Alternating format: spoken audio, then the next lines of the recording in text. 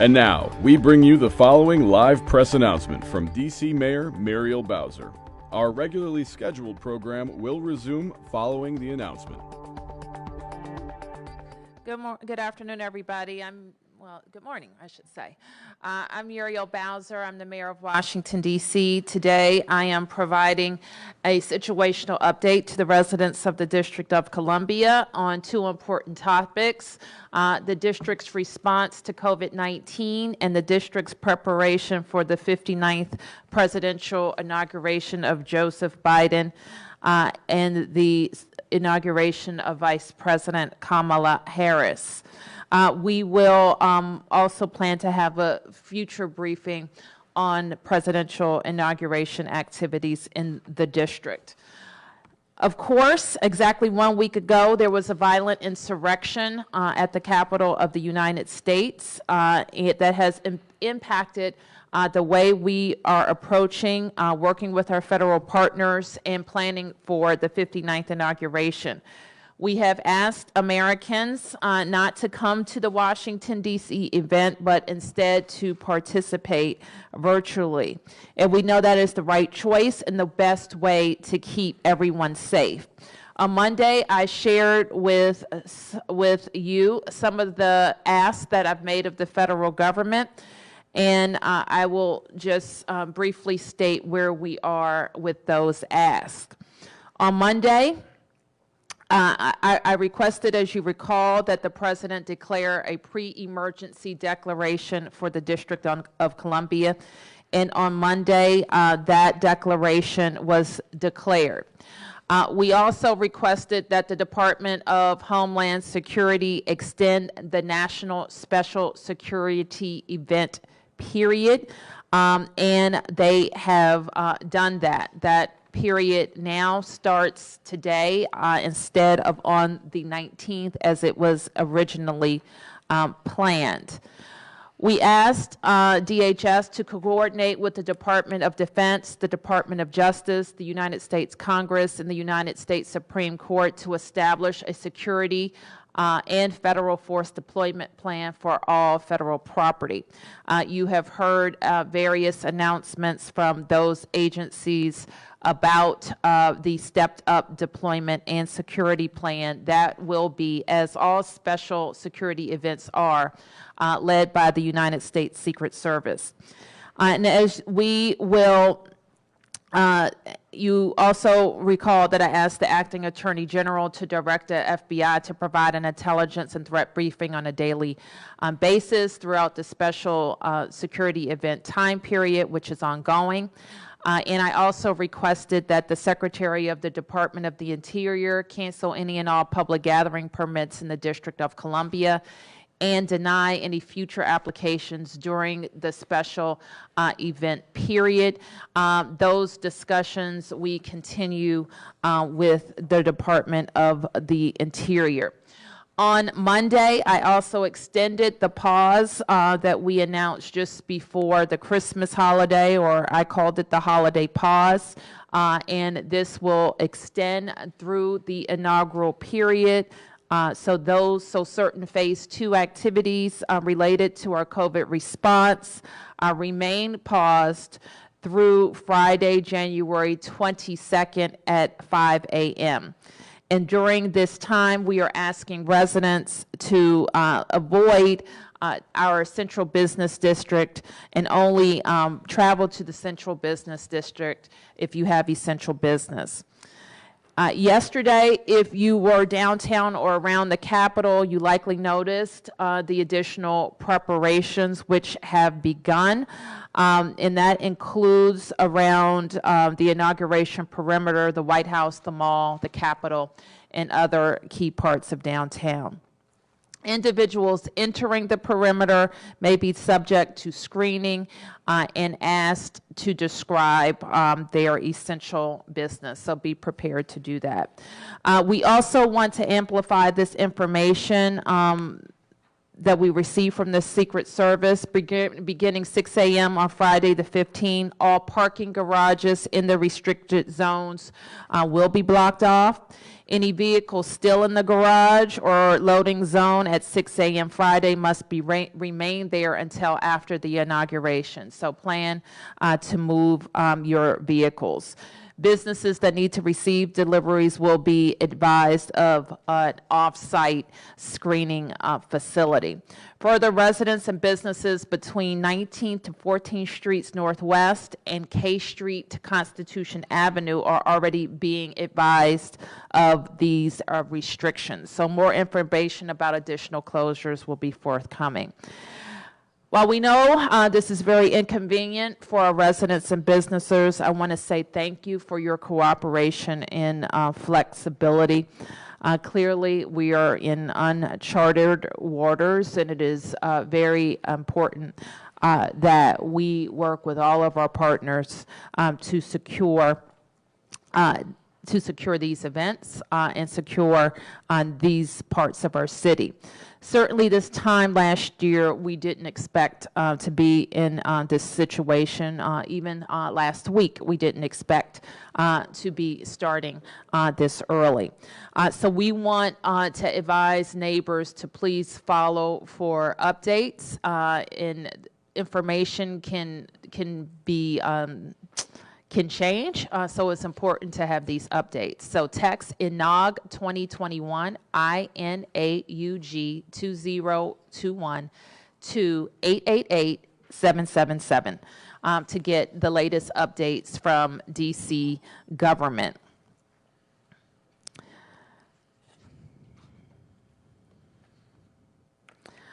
Further, as we've said and we've seen, this year, we've had to do some extraordinary things to keep people safe as it relates to COVID and public safety. We just showed an example of what it looks like when people do these things voluntarily. At Times Square, just this past New Year's Eve, we got to celebrate with the ball dropping, mostly virtually, as New York City secured the perimeter around the normal square of festivities. We're asking people to do the same thing as it relates to the inauguration, for Americans to enjoy it virtually and to follow the instructions of the Presidential Inauguration Committee, the Secret Service, and all of us. So now, before we take questions, I want to say something briefly about vaccinations, and Dr. Nesbitt will be available to answer questions. We were very excited to see so many of DC seniors sign up for the available vaccination doses that we have this week. And because of that, that desire to get inoculated from this virus and get back to their lives, the 6,700 appointments we had available for this week were all filled up by midday on Monday when they became available. In one sense, that's a good thing, but it also demonstrates the scarcity of the vaccine. So I want to advise everyone that you should not go to a vaccine site if you do not have an appointment. Obviously, crowding is not good now, and it will not help you get an appointment. Instead, you should go to vaccinate.dc.gov to register or to receive an alert, or call for an appointment when appointments become available again, and we will continue to make that phone number available. We are making appointments as the district receives doses from the federal government. Dr. Nesbitt mentioned already that we may be able to make additional appointments from seniors in the previous group who was in 1A later in the week, and we will continue to advise you of that. Okay, so with that, we'll take your questions. Yes, sir. Yeah, for Dr. Nesbitt, are vaccinators required to collect data on race of people who they vaccinate? And if so, will that data be made publicly available like Maryland and Virginia? Sure. We plan to make that data available. I think we mentioned to you all last week that as we were working with our vaccine providers to improve their reporting, we wanted to ensure that as we make that data available, we would be able to do it without so many caveats in terms of what percentage of the data was missing or was not accurate. Last week on Friday, I issued an administrative order to clarify that all vaccine providers in the district must report an administered dose within 24 hours of it being administered. Since the issuance of that order, we have had improved reporting from our vaccine providers, so we hope to be able to make that data available to you all soon. We've seen remarkable improvement. The two providers where we don't still have timely reporting into the district's immunization information system with the demographic information that we need are the two providers that are part of the federal long-term care partnership, which is currently CVS and Walgreens. So we'll continue to work with them to get that timely reporting into our system. So the vaccinators are required to report? That is correct. Okay. It is a requirement as part of the provider agreements that they sign with us to collect data on race, ethnicity, age, gender, key demographic information that is critical for us to be able to understand if there are racial and ethnic disparities in terms of access to the vaccine, as well as in terms of uptake to the vaccine to help us with better equitable distribution, as well as messaging in terms of reaching the most vulnerable populations. Thank you. And then can you explain the district's rationale for going straight to vaccinating people who are 65 and older when Maryland and Virginia have the age set at 75 and older? Sure. So there are a couple things that I think people should know is that there's the CDC has an advisory committee for immunization practices that deliberated looking at data, national data, in terms of the populations that had the greatest risk for morbidity and mortality or risk of illness, severe illness and death from COVID-19. When reviewing that data, it was found that individuals, when looking at national data over 75, had a greater risk in terms of hospitalization, severe illness, and death. When we look at our data in the District of Columbia, and when we looked at our population in terms of the number of individuals in our population by certain age groups, we made the decision to lower that age to 65 to be able to have a plan that made sense for us locally. And now that group is a sizable group, 86,000 individuals. But in terms of how we're rolling out our phases, we thought it made sense for us in terms of the morbidity and mortality we're seeing as low as the age of 65, given the disproportionate disease burden in certain racial and ethnic groups for individuals at that age level. Thank you. James? Dr. Nesbitt, on January the 21st, Johnson & Johnson will go before the FDA in terms of getting its emergency authorization. The difference between Johnson & Johnson and the other two, and you probably know this, is that it's a single-shot vaccine. How would that fit into the mix in terms of what you have here now in the district? Wonderful. Excellent question. Before I answer that question, I will make sure to remind people, we want you to get the vaccines that are currently available. So we hope and are optimistic that people are not anticipating the approval of any specific vaccine or waiting for any particular vaccine to receive approval in the U.S. So if your group is eligible for vaccination, we want you to move forward with vaccination. Our plan and what we know is that there are several types of vaccines or vaccine providers or companies, drug companies, pharmaceutical companies who have products under development, who plan to submit to the FDA for approval for use in the U.S. So as our vaccine programs in the U.S. mature, we hope to have more vaccines available for use in our programs. The two that are currently available are mRNA vaccines that have storage requirements. One has to be at ultra cold storage temperatures below 90. The other one still has to be stored at cold temperatures, not as cold, and they have to be thawed, and once they are thawed, the whole vial has to be used within 6 hours. The other vaccines, as we understand them, do not have some of these same storage requirements, whether they can be administered with 1 dose or 2. So as we learn more about the effectiveness of those vaccines, how well they do at preventing COVID-19, how well they may do at preventing people from transmitting the virus and preventing the disease, we'll be able to talk more openly about them. But people should not wait on a vaccine to be approved in terms of whether or not you need 1 dose or 2 and things of that nature. Thank you. Yes, Hi, Amanda? thank you for holding this presser. So seniors reported not receiving alerts via email and text message. Some also reported some glitches to the site. Is the agency addressing those issues, and should seniors expect the website to change at all when vaccination appointments open up possibly later in the week? Sure. We received lots of feedback on the process. We were anticipating receiving feedback on the process.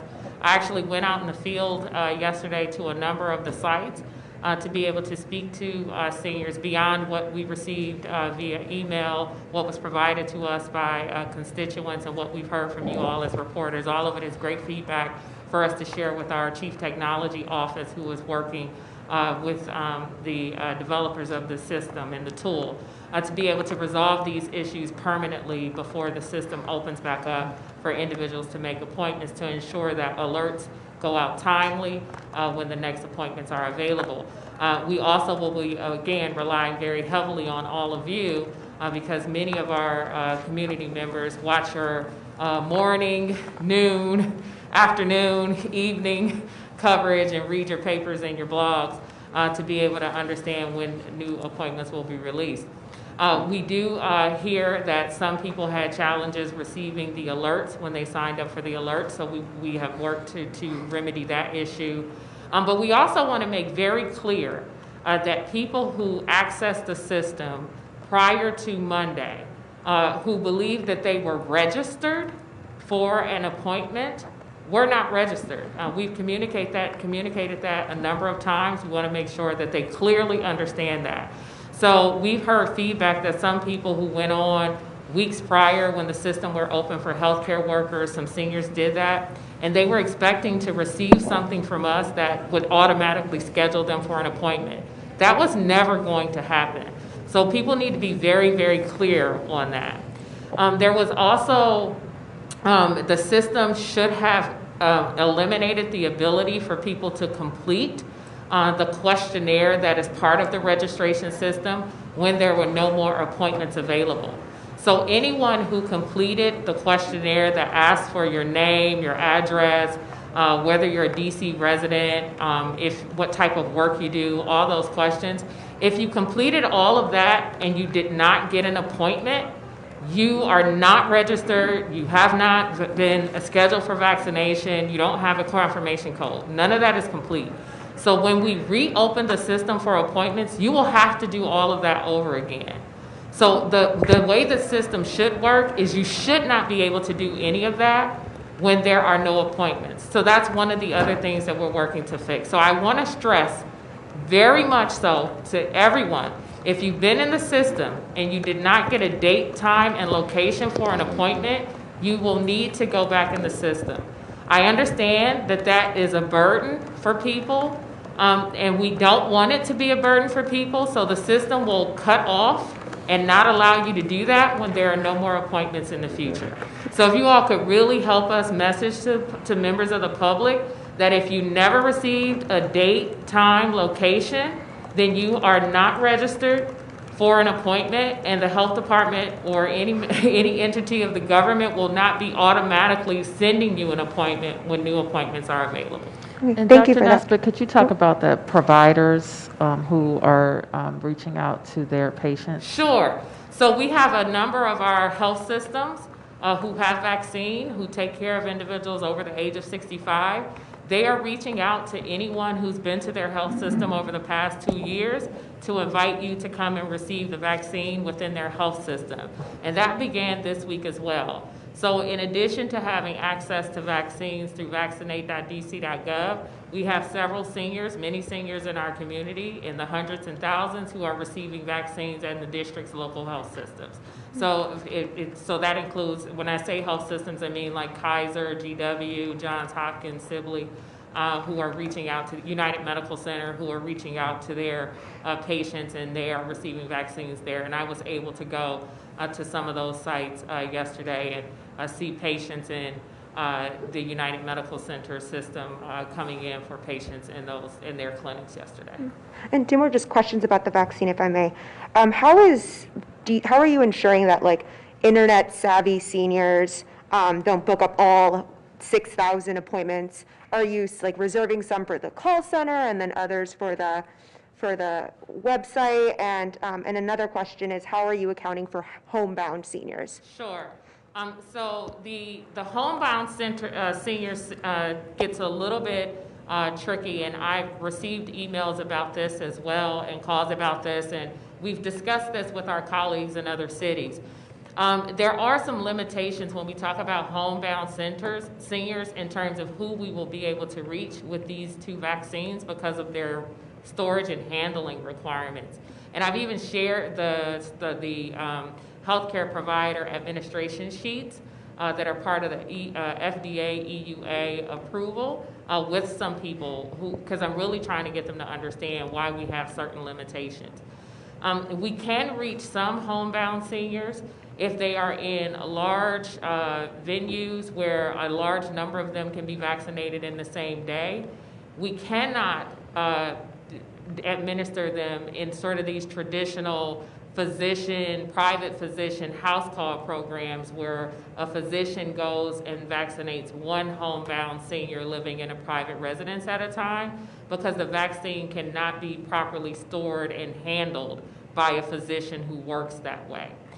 So the ones where, like senior living communities where large numbers of seniors live in a single community or property and large numbers, we'll be able to establish a proper program to be able to do that with the proper storage and handling of the vaccine where we don't have waste. But for a physician who runs a house call program going to a homebound senior, we will have some challenges. One of the ways to be able to reduce risk of exposure for a 100% homebound senior who cannot leave their home to go to a vaccination site is to have their caregivers vaccinated, their healthcare workers and caregivers healthcare workers who are caregivers were eligible for vaccination very early on, and that's how that has been addressed. In terms of whether or not there is a competitive advantage for people calling in over the phone versus homebound seniors, the call takers access the portal and make the appointment. So it's essentially having someone assist you with going through the internet process. And we have bolstered the number of people who are working in the call center to assist people in making their appointments through the portal. How many is that? Just I don't have the number offhand, but we've doubled the number of people working in the call center. thank you. Okay. It's not negligible, to be sure. Mark? Thank you. If I could go back to the order that you issued to the providers requiring them to report demographics, does that also require them to report wastage numbers as well? To be clear, the provider agreement is what establishes the requirements for what they must report to us in terms of all of the data elements. And then the timeliness by which they have to report is what's in the administrative order. Does that include wastage? It does. The administrative order does not include waste. We can get you a copy of the administrative order.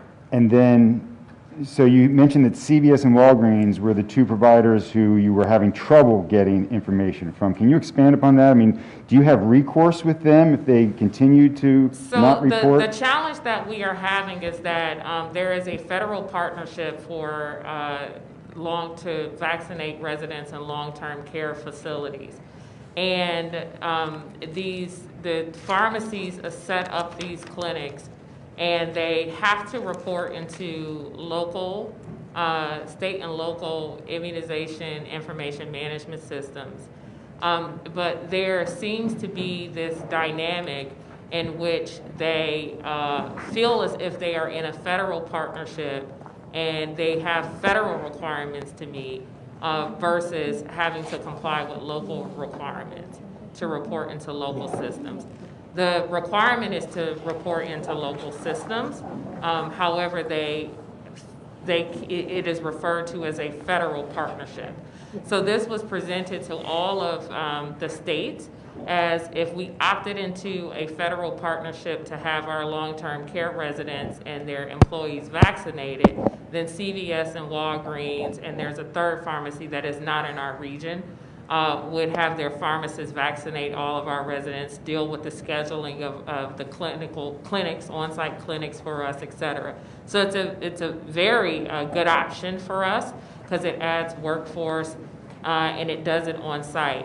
Now we're having operational challenges in terms of the doses for this came out of our doses that we were allocated. For us, it's about 10% of what we've been allocated so far because we haven't put more vaccine into it. Some states, it's about has been as high as 20 to 30%, if not more, of their vaccine so far, and you can't get your vaccine back from them. So we have a little bit of a challenge with getting directly from them how much has been administered. We have found a workaround where it seems that they are reporting some things into a federal system that we then have to go and comb through to try to patch together some data and information. But it is not integrated into our system where we run analytics. Okay, Thank you. next question. I have two questions, inauguration related, one for the mayor, one for the chief. My question, inauguration related, is I wondered if you could go into a little more detail of your talks with Department of Interior about the public gathering permits. My understanding is First Amendment concerns are potentially a sticking point, and then also, isn't the inauguration itself done by permits, so wouldn't that create a thorny issue of canceling all of them, but not that? We have had that same conversation with the Department of the Interior. I think it's fair to say that the secretary is very concerned about his ability to approve or disapprove certain permits. We continue to ask them to look at the public gatherings where there are people.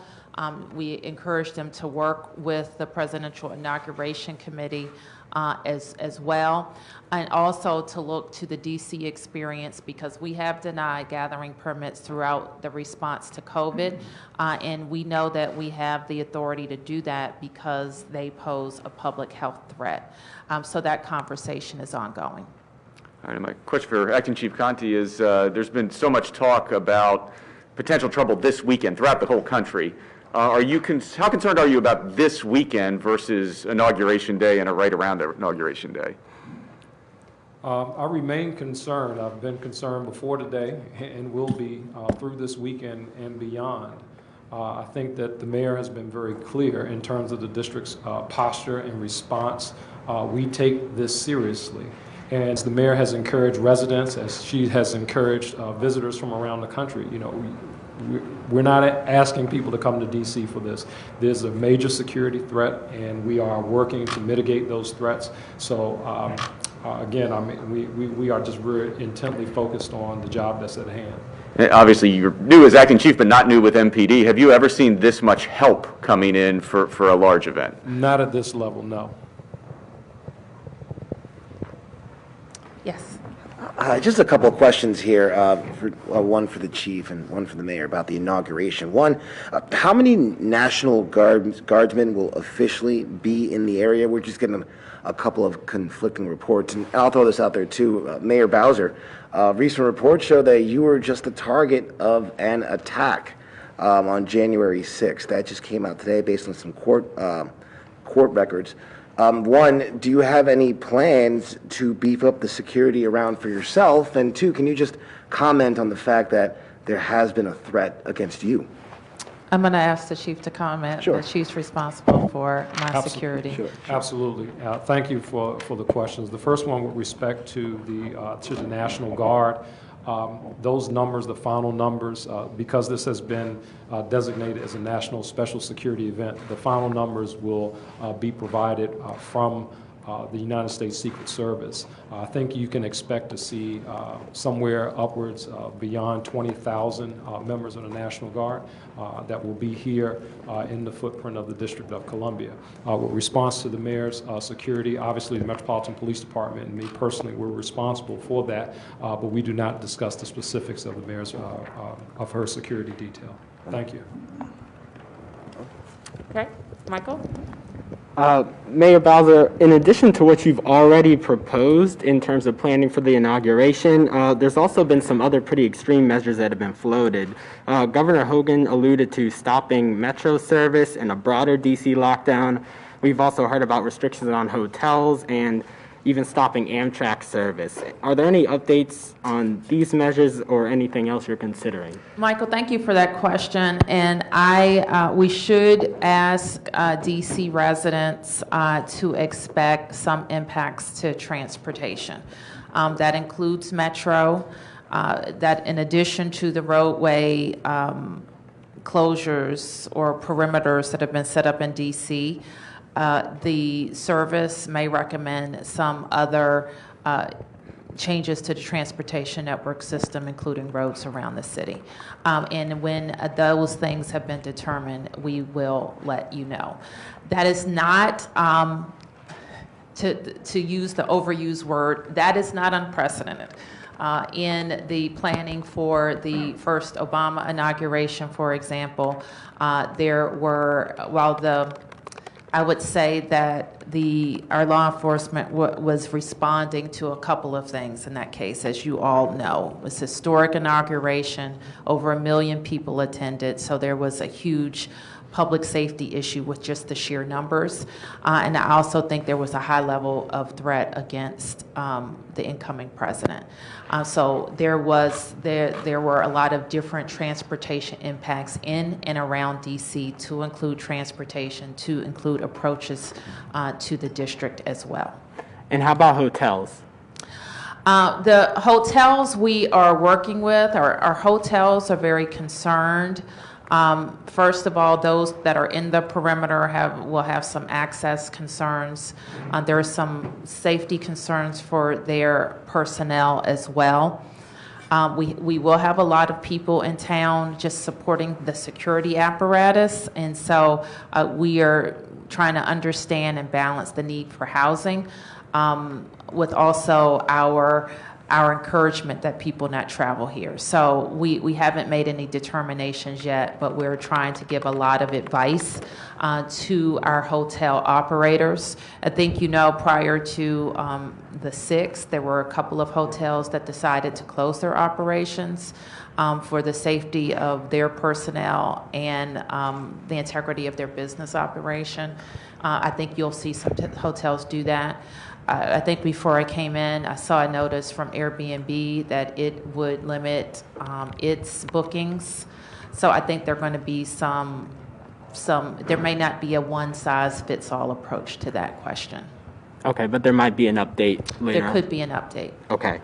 And then, per your request to the Department of Interior regarding the gathering permits, you talked about public health as one reason those will be prohibited, but how do you balance that with Americans' guaranteed First Amendment right to gather and protest? Well, Michael, as you know, we have dealt with this question throughout our response to the pandemic. We have not issued any special permits from the district for parades, for block parties, for anything that would encourage people to gather, even outside on the street. We have no ability to say to somebody, you can't have a protest. As I have been roundly criticized as if I issued permits for protests throughout the summer. We never did. But we also know that is, we can't stop it with a local ordinance or mayor's order. And then following up on the question about the threat you received, can you go into any more details? Have you received any other threats of that nature? How many have you gotten, and how are you dealing with them? I really don't have more to say, Michael, than what the chief said around how we deal with them. I will say I get threats a lot. I don't know the number off the top. And if MPD thinks that it's actionable, then they will implement whatever measures they think are necessary. And then a question for Chief Conti. Are there any updates on MPD's investigation into Brian Sicknick's death? No public updates at this point. Again, he was taken to our DC Office of the Medical Examiner. A autopsy was conducted there, but no other updates for the public at this point other than what we've already presented. Okay, thank you. And then one last question from me, Mayor Bowser. Yes. The eyes of the country are on DC right now and probably through the inauguration. And you've made frequent national TV appearances. Some of your recent news conferences have been broadcast nationally as well. What do you see as your responsibility and goals as DC's mayor in addressing a national audience? Well, my first responsibility is to address DC residents and businesses and our DC audience, and that's my first responsibility. I do feel a responsibility to also communicate directly with the American people. I have things that are within my direct authority as granted to me by DC residents and our home rule charter.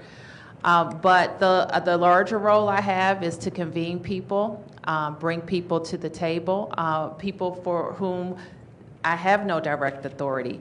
But I'm using my power as mayor of the best city in the world to convene people and to make sure that every piece of information I have that I can share.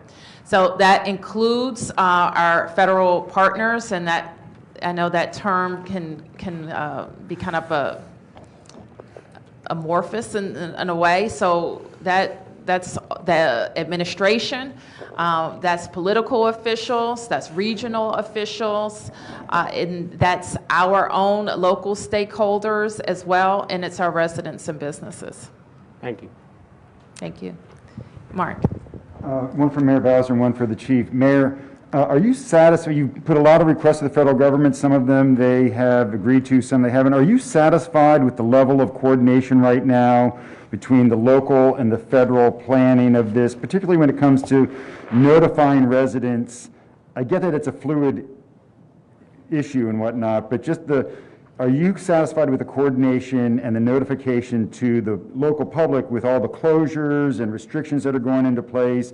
You know, people drove into, I mean, you saw what happened with everybody trying to get here this morning, you know, what it's like getting around the city. I'm just wondering if you think the coordination is to your liking. I think the advance notice part of things, Mark, we typically would do differently, but I realized that that type of notice would be impossible this time when I asked for the National Special Security Event time period to be extended. And it may not be clear what that means. The events of January 6th, the insurrection of the Capitol, those protests did not fall into a national special event category. The inauguration of the president does, which puts in place an entirely different command and control structure within the federal government. So we are very confident about that type of coordination, as we have been with other national special security events.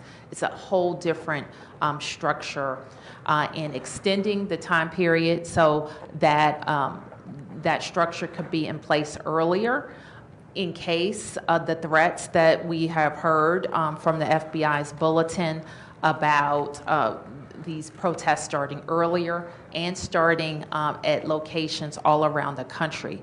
I think we will benefit from that. And Chief, if I could, an off-topic question unrelated to the inauguration, but your department released very interesting data on carjackings comparing 2019 to 2020. And the spike in carjackings is remarkable, more than 140% increase over 2019. And if you break it down by ward, and you look at Ward 7, or I guess police district, if you look at the 7D numbers compared to 2D, it's really off the charts. And we're getting reports that there may have been somebody carjacked on Military Road yesterday at Rifle Point, and then in Georgetown on 30th Street, there were multiple in the same day. What can you tell us is going on and your advice to people to stay safe? Yeah, we've had a number of carjackings in years. Thank you for the question, Mark. And I think it's important for the public to be aware of that. Some of the carjackings that we have had we're seeing as a result of people who are leaving their cars running or delivering food, that kind of thing. But the ones that really scare people, you know, like the ones that we've had the other day, the 1500 block of 30th Street and some of those others, I'm at least happy to report in those cases that there has been an arrest for those 3 cases, and we're seeking several other arrests related to that. They were found later on by 5th District officers after they committed the robberies over there. But just in general, I think from a law enforcement standpoint that one of the things that I intend to do is really kind of develop a task force with our federal partners to really take a different approach to carjackings. I think that the public certainly has to be aware of it, but I think with respect to how we approach it with our prosecutors, et cetera, there's not 100 people that are out here committing carjackings. I think that there is a defined group of people that are out here doing it, and I think that we need to be very focused, that we need to be very intentional on focusing on those individuals and bringing them to justice for the crimes that they've committed. Is there a specific time of day? Is there a specific cars that they're looking for? Is it just completely random? And it's really all over the map. It literally is all over the map. And I remember back in my career many years ago, we saw an increase in carjackings, and then there was some, I think, legislation or something that was passed that made the criminal offense, made it a crime of violence, an enhanced penalty if a firearm was used in it, and so forth. And I think we really need to kind of look at what we currently have to make sure that works for us, and from a legislative standpoint, but also from a focused law enforcement point, make sure that we're leveraging all the resources that we have to address the issue, and really focusing again on the individuals that we believe are responsible for these carjackings in our city. I appreciate that. And Mayor Bowser, if I could just squeeze one last question off topic to you. It was announced today that WAMU is ending the Kojo Nambi show after decades of service. Just your thoughts on Kojo's place in this city and what he's done for our community, and whether or not you'll miss the questioning that goes on his show. I know you've been a frequent guest. Well, sometimes when people tell me that they are retiring, my first question is why? Because Kojo has certainly earned a restful and peaceful retirement. I understood from what I read that he would continue to do the politics hour. I hope that's true. And I think Kojo has a unique way of asking questions. His questions are insightful, and they are direct, and they get to the bottom of the issue in a way that has not only informed but entertained his listeners for many, many years. So when I frequently will call Kojo or the show and ask him, can we come on, and when we have a lot of issues to talk about, because he lets us talk and talk about the issues that are important from our perspective in the administration. He also lets his analyst and himself ask tough questions, but he always reserves time for people to call in, so you can hear directly from the people, and they can hear directly from you. And so I just think that's an incredible format. The residents of the district and the entire region will miss that on a daily basis, but we will look forward to the politics hour. Thank you. Okay, I'll take one more sweep around. Amanda? Thank you. So while we didn't report as many cases today, thank goodness, DC did report, I believe, the most cases in a single day during the pandemic yesterday at 4:30. So I wonder what you're seeing, what you attribute this to. I know health experts warned that the Capitol insurrection could have been a possible super spreading event. And then a second question on that point, House Aide tells me capital testing through the Office of Attending Physician is reported to DC Health. Can you confirm that? So, a couple things. I think it's a little premature for us to suggest that the acts, the heinous acts of last week are contributing to the increase in cases that we're seeing here in the District of Columbia. People should be mindful that many of the individuals who came here do not reside here and have gone back to their home jurisdictions. Now, it is feasible and possible that they had interaction with our residents and maybe could have contributed in that way. It could be, a week or 2 or 3 weeks more from last week when they were in our city before we see the consequences of that. We've always communicated and articulated to people to be thoughtful from that. We are seeing from folks who have complied or participated in the contact tracing process that from 2 weeks ago, about 12% of people reported a history of travel in the 2 weeks before they were diagnosed, and last week it was 18%.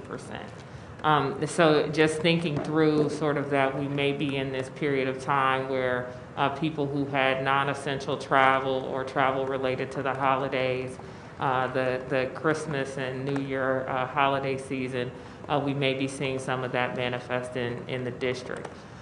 So we're keeping our eye on that. I think the swift actions that the mayor took to have the holiday pause could help us hopefully stay in this place and not go up any higher. These are also the highest 7-day daily case rates that we've experienced in the district as well. But we'll have to see what plays out over time.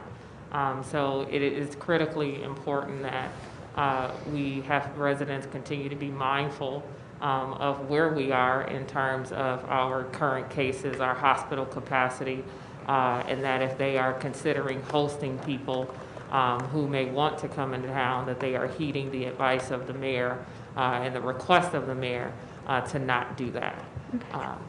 And then the second question, I just wanted to confirm, does capital testing, I believe it's through the Office of Attending Physician, is that reported So to? all tests are required to be reported to us. How those cases are counted and where they are counted still can be contingent on the individual state of residence. So it's important to be mindful of that. But we've always had great cooperation and collaboration with the Office of the Attending Physician in terms of contact tracing and the reporting of cases. Thank you.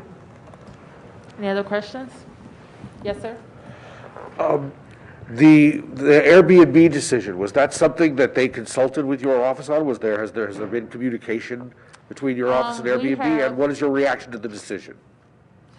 We have had communication with them. We had communication with them last week as well. I think they called various agencies, including MPD and probably all in our kind of public safety realm. And while I don't think we told them that this was the action that they should take, I can understand it, and we will continue to work with our residents who have questions. Yes, sir. James. Mayor Bowser, Dr. Nesbitt, it is noted that you all are wearing red on this particular day. My question is to Chief Conte. On January the 21st, it's supposed to be a march of reparations. Can you tell us anything about that, or what you know about it, the security setup, et cetera? Yeah, we're working on the whole footprint for inauguration, for the reparations, for the Right to Life March, which is right after that. All these things are on the radar, but we're intently focused right now for these next couple of days, specifically on inauguration, while doing some planning for those other things. MPD will have the appropriate posture for that to facilitate the First Amendment assembly that will take place, and then we'll evaluate obviously any threats that we receive for either one of the marches that are scheduled in the city, as we always do. Thank you. Okay, yes, ma'am. Dr. Nesbitt, yesterday Maryland confirmed that 2 individuals in the state had the new strain of coronavirus. Between that and just the number of unmasked individuals who have been and probably will be traveling into the city, seems like it's only a matter of time before the new strain makes its way to the district. How concerned are you about this new strain, and what might that look like in the future for the district? I mean, what kind of lockdowns would we need in order to mitigate the spread of this just so much more infectious strain of the virus? Could we see us reverting to a stance that we had in the spring when we first entered the pandemic? Well, I think you've heard Dr. Fauci and all public health experts state, and I completely agree with them, that we are going to see this variant in all of the states and jurisdictions of this country. DC will be no exception to that. It's not a matter of if, but when. And having now seen 2 cases in Maryland, it's a matter of detecting it in the District of Columbia when, right? It's possible that it is already here, and we have not seen it through our whole genome sequencing yet. So, when you talk about what things need to be done, I'm not a fan of the lockdown. We are not doing anything to incarcerate or imprison people. We are asking people to be mindful of their activities, and we implement non-pharmaceutical interventions that help us to get the most impact out of a reduced transmission. What we talk about with these variants is that they have a higher R0, or rate of transmission. It's one of the things that we document or we show you all in our daily metrics. And it is higher with this variant than it is with other ones. And so one of the ways that there became an increasing suspicion that you have a variant circulating in your jurisdiction or your community or your country is that your rate of transmission begins to increase and at a rate faster than what you were experiencing before.